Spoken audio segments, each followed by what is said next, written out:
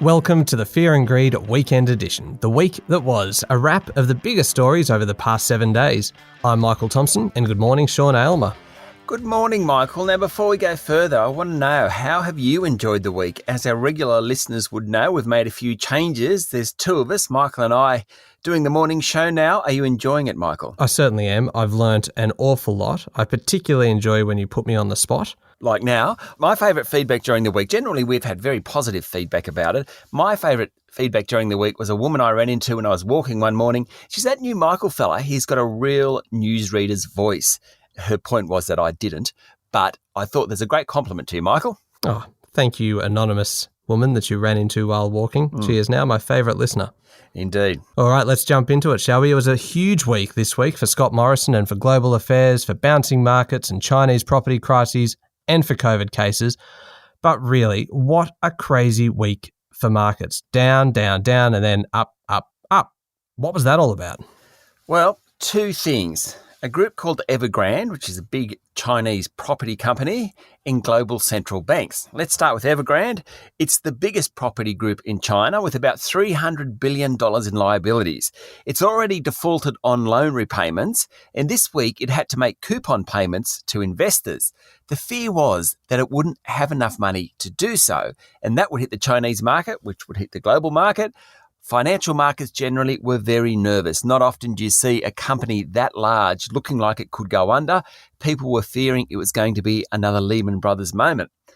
In the end, the Chinese government stepped in and threw cash into the Chinese economy, which kind of helped allay concerns around that.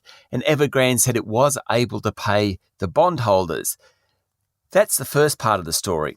The second part of the story is global central banks around the world. Now, it was a big week for them meeting and talking about what's going to happen on inflation, economic growth, and then interest rates. Basically, it fell down to three categories. There was a group of central banks that think things are going okay, but not much better than that. The Reserve Bank fits into that. The Bank of Japan fits into that. Broadly, they said rates are still on hold. Mind you, the local central bank, the Reserve Bank, did make it clear that it believed the economy would come out of COVID okay. The second group thought things were a bit better. So the economies were growing a bit faster, a few more inflation pressures around. The US Federal Reserve and the Bank of England fitted into that.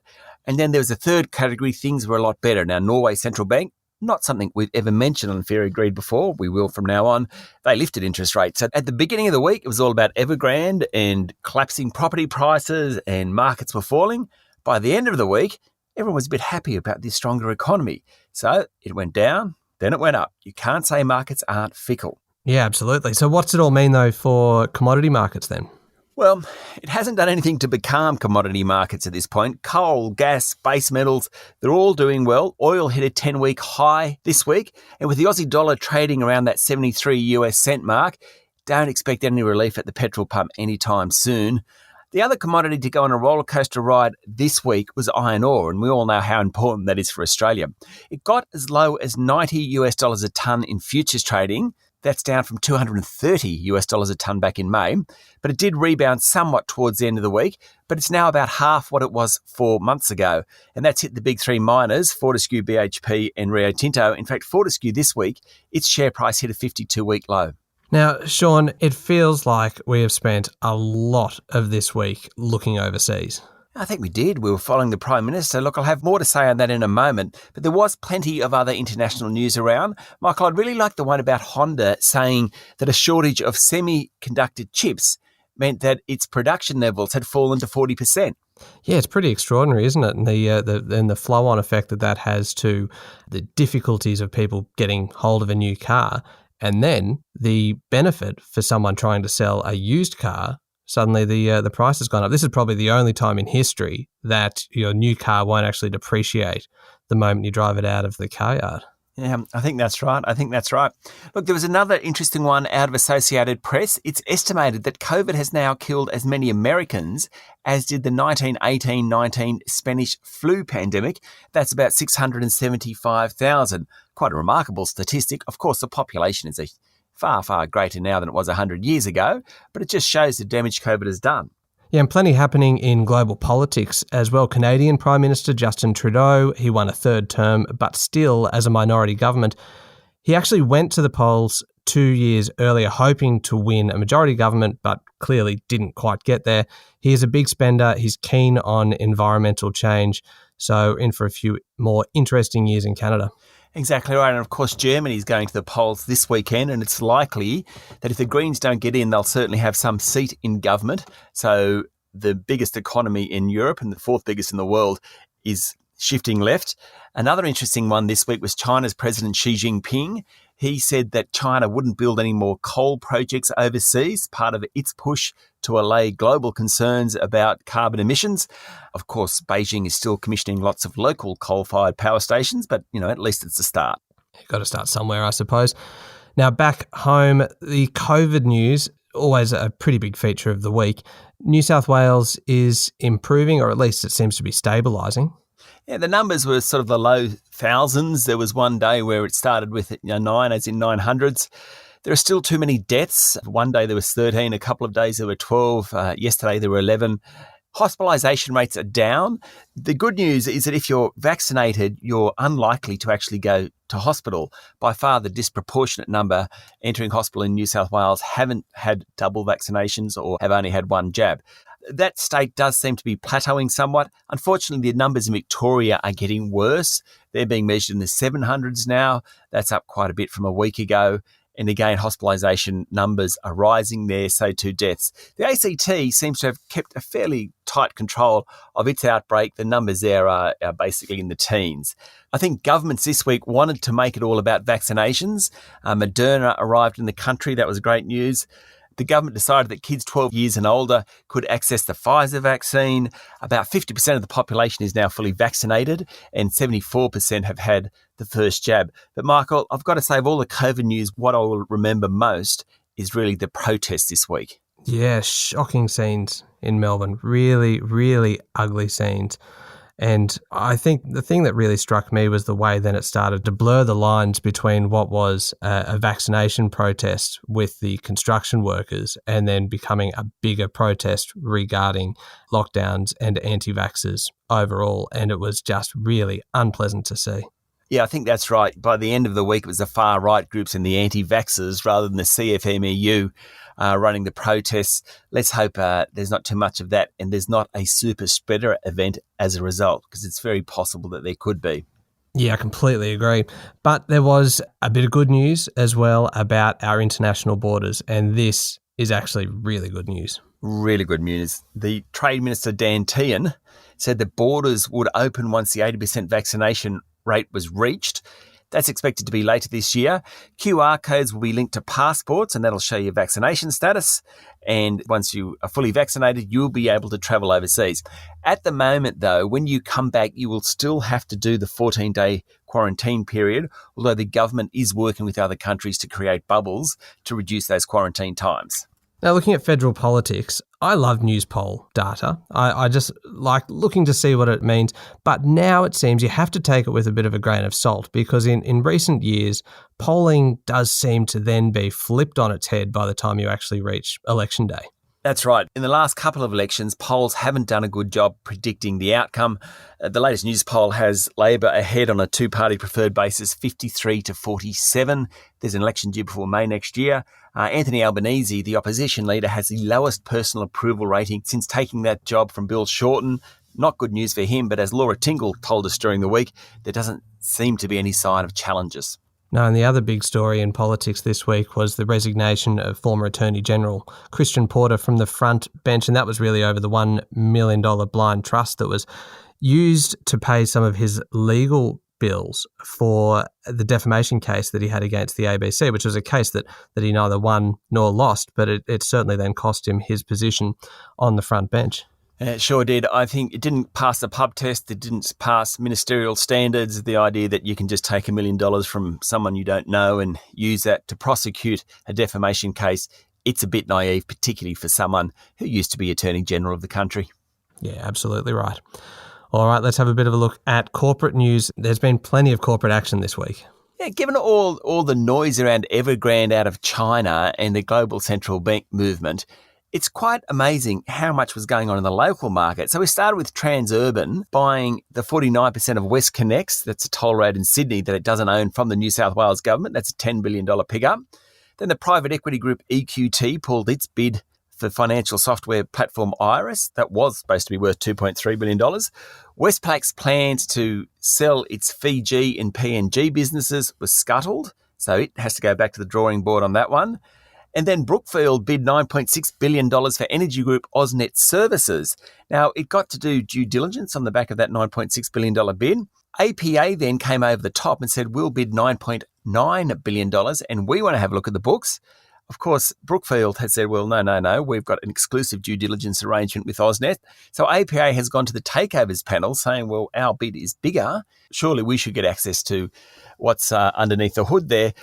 What it really does show is how valuable infrastructure assets are in Australia at the moment.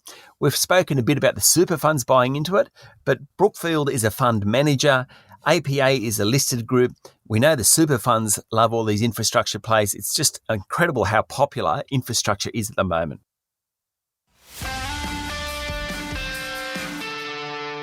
Okay, now we get to the point in the program where we go through the biggest story of the week, the sleeper story, the most remarkable story, and our favourite story. And Sean, let's see whether we agree on these ones. I think that the biggest story of the week was Scott Morrison and his round the world in 7 days trip.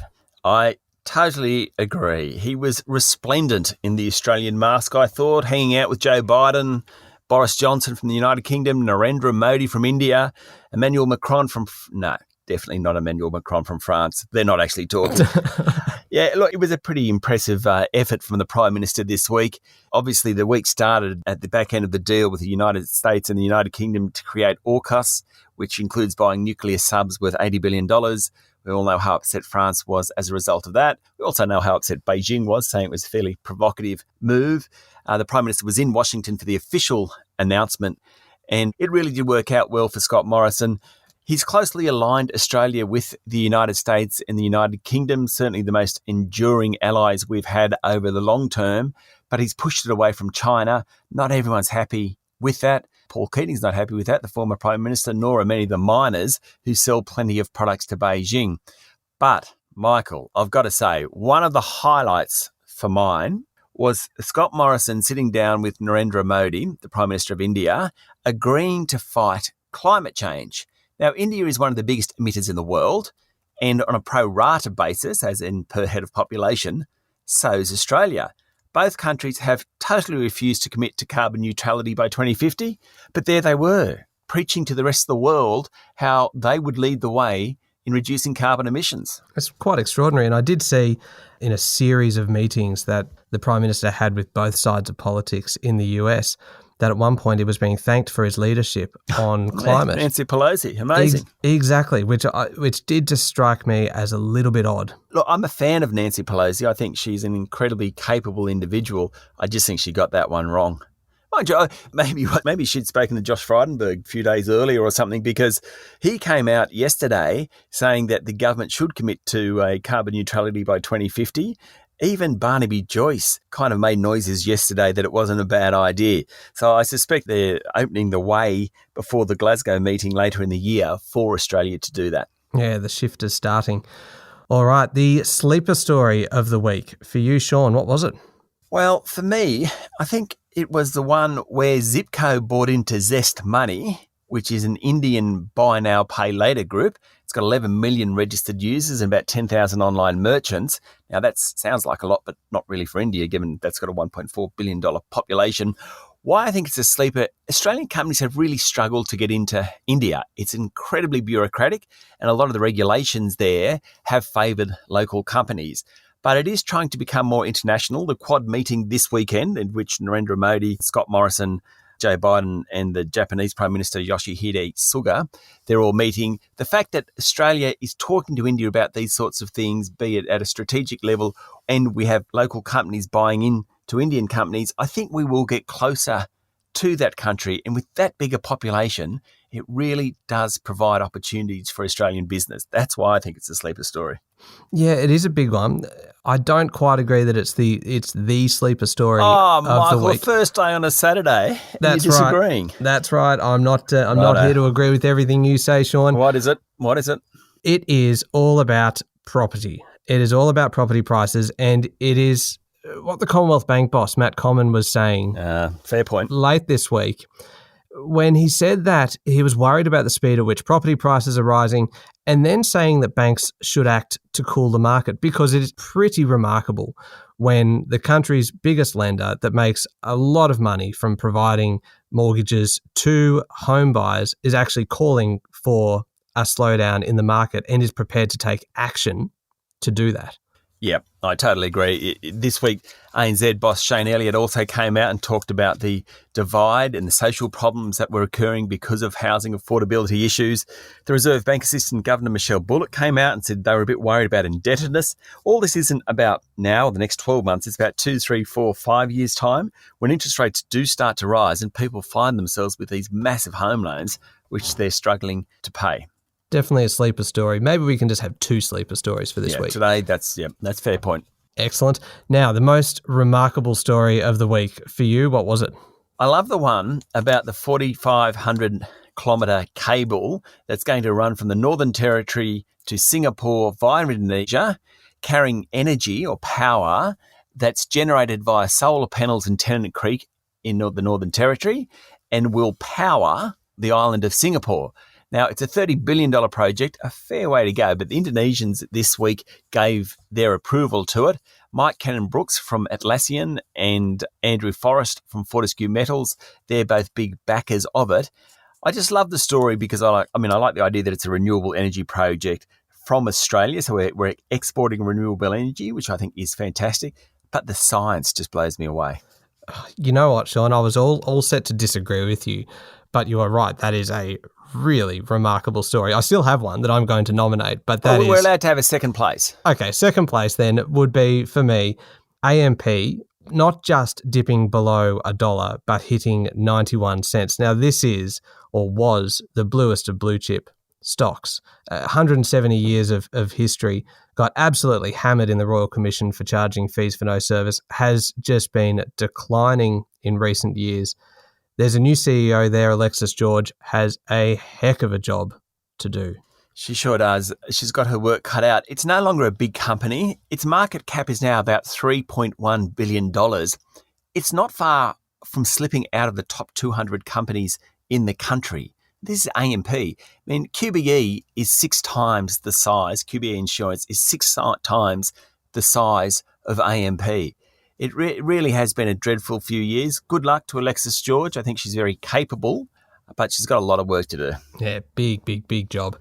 Now, our favourite story of the week. We're going to agree on this, I guarantee. I know we will, because we are both avid TV viewers. It's the streaming services. Yeah, totally. What's the story?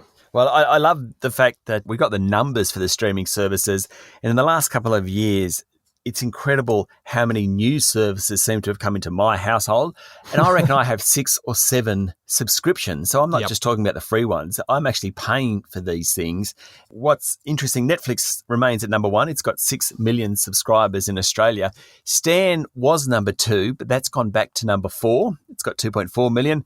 The second one is now Amazon Prime at 2.9 million. And I thought that couldn't be right. And then I looked at my TV and one of the kids has subscribed to it. So I'm one of those 2.9 million. Third is Disney Plus. My kids are old. We've still subscribed to Disney Plus, 2.6 million.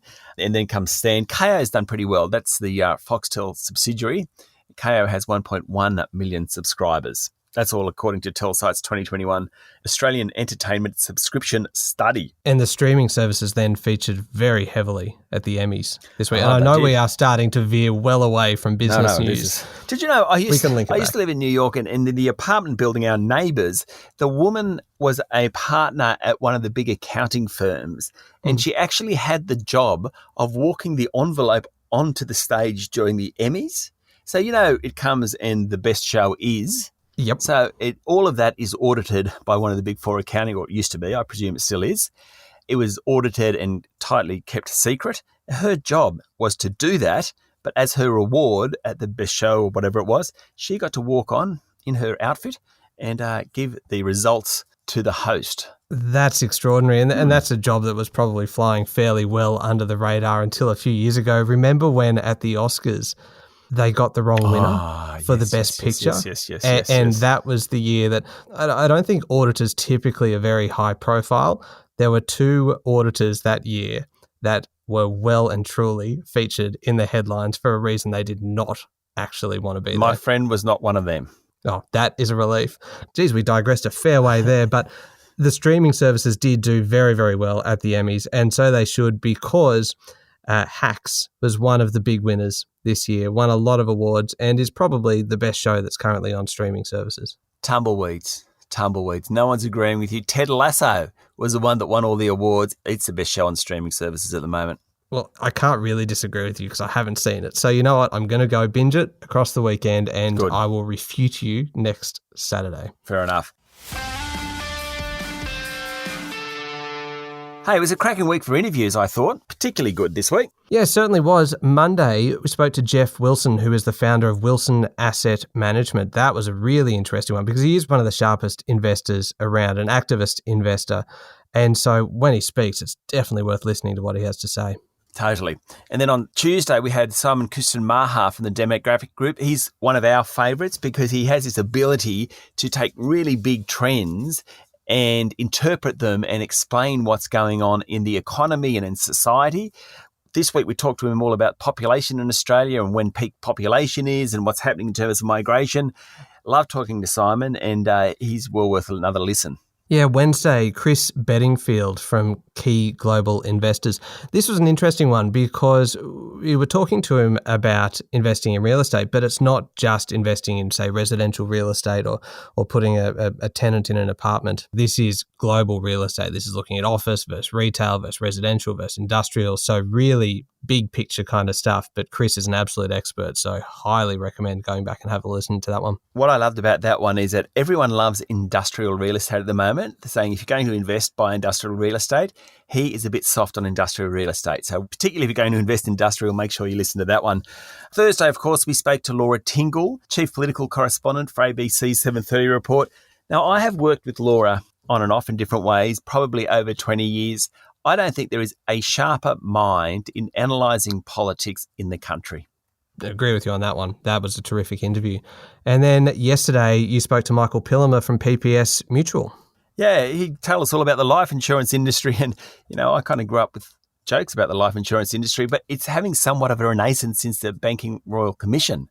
And I learned a lot from Michael just about how it was changing and how it was actually trying to evolve into a more modern operation and modern business.